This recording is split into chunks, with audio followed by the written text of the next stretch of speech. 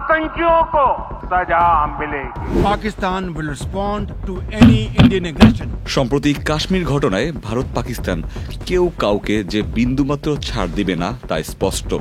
এই যখন পরিস্থিতি, তখন একটি প্রশ্ন বারবার চলে আসে, কে কতটা শক্তিশালী? আজ এই বিষয়ে একটু নজর দেওয়া যাক।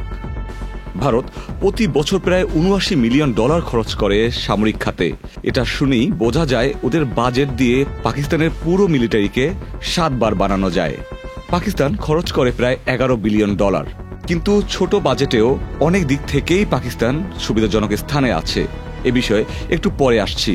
ভারতের সক্রিয় সেনা সদস্য, রিজার্ভ সদস্য এবং আধা সামরিক বাহিনী সব মিলিয়ে প্রায় 52 লাখ সদস্য রয়েছে যারা যুদ্ধের জন্য প্রস্তুত।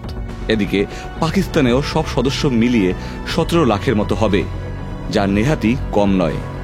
যুদ্ধ মানেই ট্যাঙ্কের খেলা। ভারতের হাতে আছে 4500-র বেশি ট্যাঙ্ক। T-90, অর্জুন, রয়েছে পুরনো T-72, আর পাকিস্তান জবাব দেয় আল খালিদ আর T-80 দিয়ে। মোট 2400 এর মতো ট্যাঙ্ক। তবে আকাশপথের রাজা কারা? ভারতের কাছে আছে রাফায়েল, মিরাজ, সব মিলে 600+ ফাইটার জেট।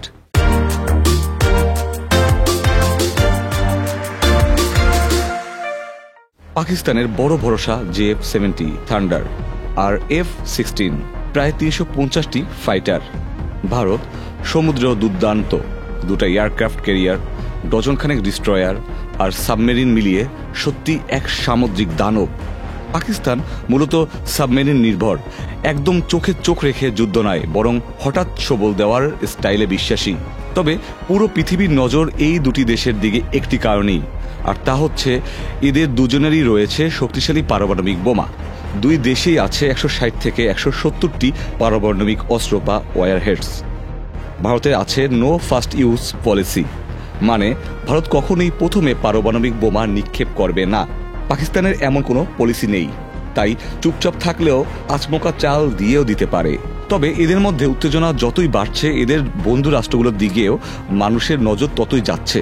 ভারতের পাশে ফ্রান্স, রাশিয়া আর ইসরায়েল, আর পাকিস্তানের পাশে চীন, তুরস্ক এবং কিছু গলফ দেশের সাপোর্ট রয়েছে। সামরিকভাবে পাকিস্তান পিছিয়ে থাকলেও পাকিস্তানের একটি বড় সুবিধা হচ্ছে তাদের ভৌগোলিক অবস্থান। ভারত আয়তনে যথেষ্ট বড়, শত্রুর আক্রমণ যে কোনো দিক থেকেই হতে পারে।